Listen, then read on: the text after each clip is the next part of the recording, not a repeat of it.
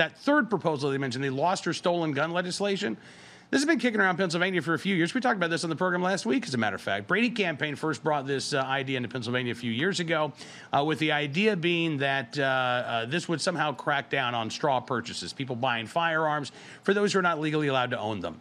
Their theory is that straw purchasers go and they buy these guns, they transfer the guns illegally, and then when the gun is recovered in a crime, the straw buyer says, oh, you know what? That gun was stolen. I just never reported it stolen. Sorry about that. And there's nothing that the police can do, supposedly.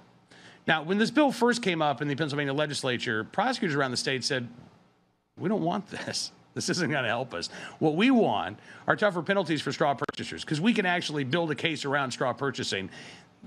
This, which would require legal gun owners to report every firearm stolen within 48 hours. If they miss one, then they become a criminal. What does that do? By the way, this bill may very well indemnify actual straw buyers, because all they would have to do after they made that illegal transfer is then call and report that firearm stolen. And then what's going to happen? Nothing's going to happen. Again, we've got such a shortage of police in our police departments around the country that we're having a hard time getting homicide clearance rates above 50%. What kind of effort do you think is going to go into, hey, my gun got stolen? You think they're going to put out an all-points bulletin? Of course not. They're going to make a notation, they're going to make a record, and then they're going to move on, just like the politicians proposing these soundbite solutions in the first place.